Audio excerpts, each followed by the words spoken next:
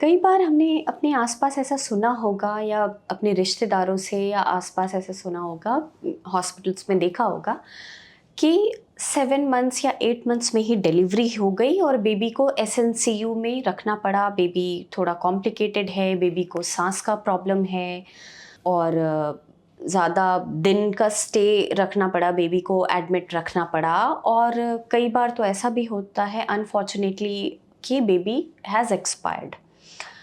So, a very warm welcome to all of you on my YouTube channel. I am Dr. Priya Tiwari, consultant obstetrician and gynecologist. आज हम इसी topic पे चर्चा करेंगे, What is preterm labor? Preterm labour क्यों होता है, इसके क्या कॉजेज़ हैं और इसके लिए हम क्या कर सकते हैं और हमारे डॉक्टर क्या कर सकते हैं। पहली चीज़ तो प्रीटर्म डिलीवरी या प्रीमेच्योर डिलीवरी होती है। अगर 37 वीक से पहले हमारी डिलीवरी हो जाती है तो उसको हम प्रीमेच्योर या प्रीटर्म डिलीवरी कहते हैं। आइडियली 37 to 40 वीक्स जो होता है उसमें हम बोलते हैं कि बेबी पूरी तरह मैच्योर्ड रहता है। अगर इस टाइम डिलीवरी होती है तो मोस्ट लाइकली बेबीज़ को कोई प्रॉब्लम नहीं होता है। But in case in some conditions कि वो 37 वीक से पहले डिलीवर हो जाए तो कुछ बेबी को कॉम्प्लिकेशंस हो सकते हैं। उन कॉम्प्लिकेशंस को भी हम 2 पार्ट में डिवाइड करते हैं, शॉर्ट टर्म कॉम्प्लिकेशंस और late complications. Short term complications like थोड़ी ब्रीदिंग डिफ़िकल्टी हो सकती है, उनको सकिंग रिफ्लेक्सेस में प्रॉब्लम आ सकता है। जब बेबी डिलीवर करेगा तो मदर का मिल्क वो प्रॉपरली सक नहीं कर सकता, रेस्पिरेटरी इश्यूज हो सकते हैं, उसको इंजेस्ट करने में प्रॉब्लम हो सकता है। ये सारे कुछ रेस्पिरेटरी डिजीज़ेस हो सकते हैं like RDS and all. IVH हो सकता है, इंट्रावेंट्रिकुलर हेमरेज, ब्रेन में हल्का फुल्का हेमरेज आ सकता है बेबीज़ को। ये सब शॉर्ट टर्म कॉम्प्लिकेशंस हुए। और ऐसे बेबीज़ के लॉन्ग टर्म कॉम्प्लिकेशंस तो कई बार काफ़ी ख़तरनाक होते हैं।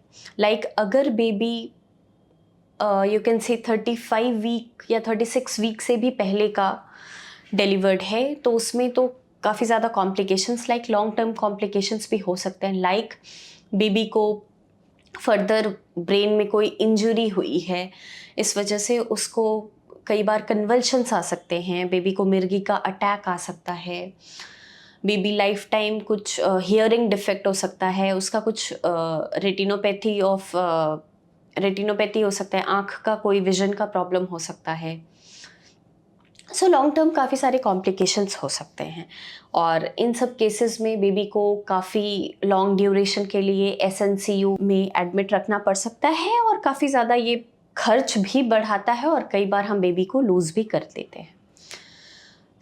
हम जानते हैं कि प्री मैच्योर डिलीवरी के क्या कॉजेज़ हैं, क्यों हम कई बार पेन पहले ही फील करते हैं और बेबी की डिलीवरी हो जाती है।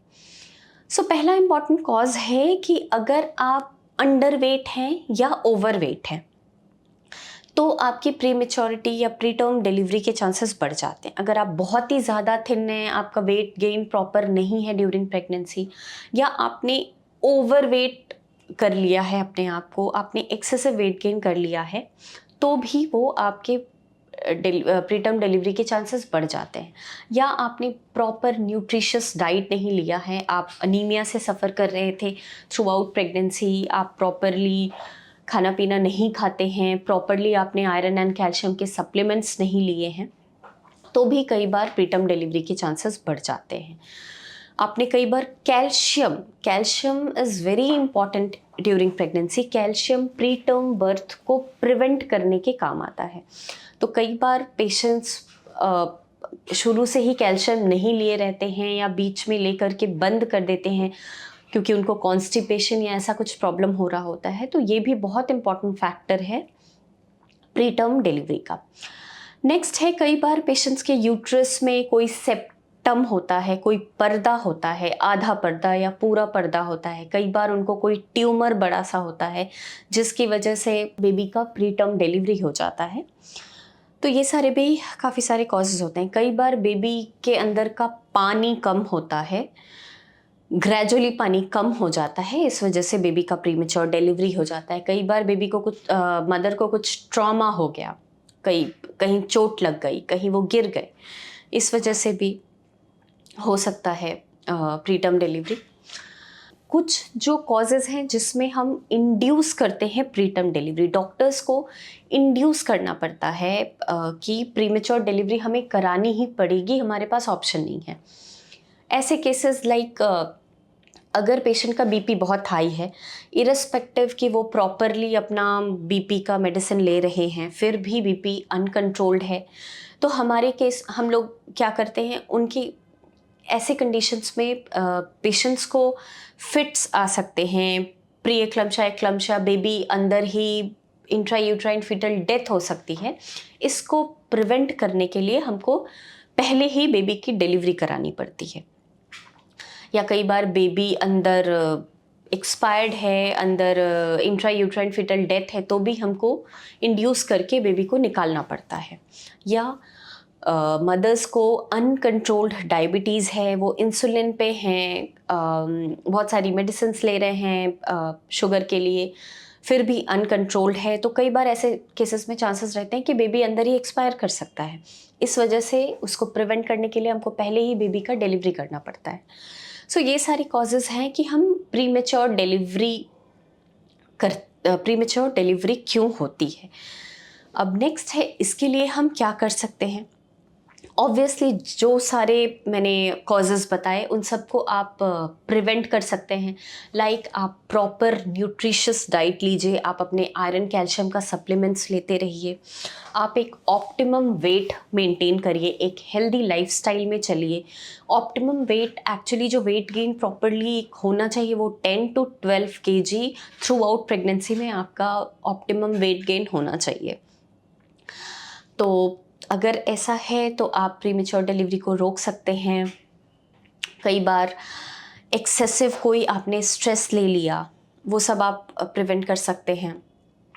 कुछ स्टडीज़ में ऐसा बोला गया है कि जो महिलाएं नाइट शिफ्ट करती हैं या 6 आवर्स से ज़्यादा देर खड़ी रहती हैं, उन केसेस में प्रीटर्म डिलीवरी होने के चांसेस ज़्यादा रहते हैं। तो आप ये सारी चीज़ें भी अपनी तरफ से रोक सकते हैं।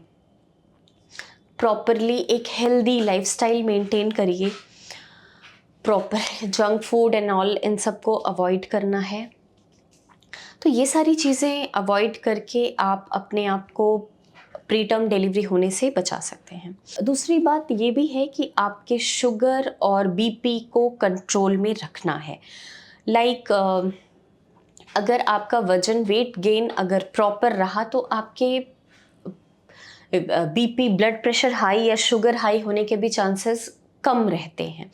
यस, ये अलग बात है कि फैमिलियल हिस्ट्री हो तो हाई बीपी और शुगर होने के चांसेस ड्यूरिंग प्रेगनेंसी रहते हैं, बट ये आपके बहुत डिपेंड करता है कि आप कैसा खाना पीना भी खाते हैं।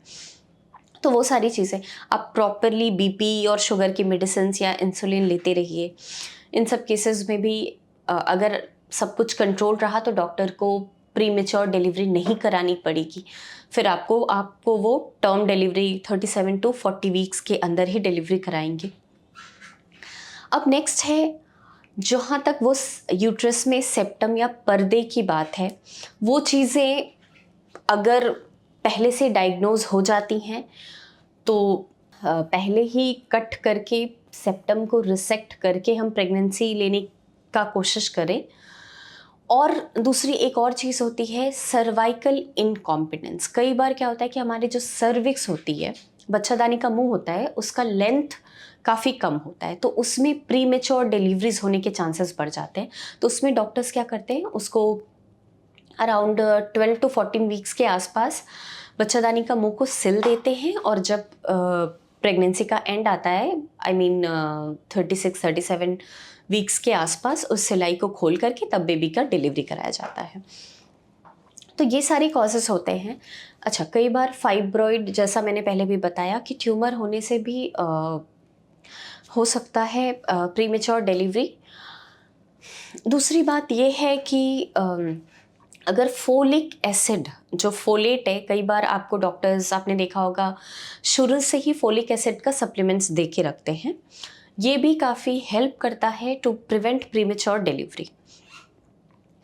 सो आई होप मैंने टॉपिक्स आपके कवर करे हैं कि आपको क्या करना चाहिए, क्या कॉजेज़ हैं और आपके डॉक्टर क्या कर सकते हैं आपके लिए। आपके डॉक्टर अगर आप ऐसे केसेस में अगर आपको अचानक से पेन उठा या हल्का पानी आया या हल्का ब्लड आया, तो आप इमीडिएटली अपने गायनेकोलॉजिस्ट को कंसर्न करिए। वो कुछ आपको मेडिसिन्स देंगे, लाइक वो आपको यूटेराइन रिलैक्सेंट्स दे सकते हैं जो यूट्रस के कॉन्ट्रैक्शन, बच्चादानी की कॉन्ट्रैक्शन को प्रिवेंट करेगा और फर्दर बेबी के निकलने को रोकेगा। आपको इस टाइम पे प्रॉपर रेस्ट लेना है। रेस्ट लेने से भी कई बार प्रीमेच्योर डिलीवरी प्रिवेंट हो जाती है। जो भी स्ट्रेसफुल चीज़ें हैं आपको उसको अवॉइड करना है। और जैसा मैंने बताया, सर्वाइकल इनसफिशिएंसी, अगर सर्वाइकल लेंथ छोटा है या सर्विक्स का कई बार आपकी हिस्ट्री है कि मुंह पहले ही शुरू से ही ओपन हो जाता है, तो उसको बांध करके, उसको स्टिच करके डॉक्टर्स आपको प्री टर्म डिलीवरी होने से बचा सकते हैं। सो आई होप मैंने इससे रिलेटेड टॉपिक्स को कवर अप किया है। मैं अपने चैनल पे ऐसे वीडियोस बनाती रहती हूँ। If you are interested, please do like, share and subscribe my channel. Thank you so much.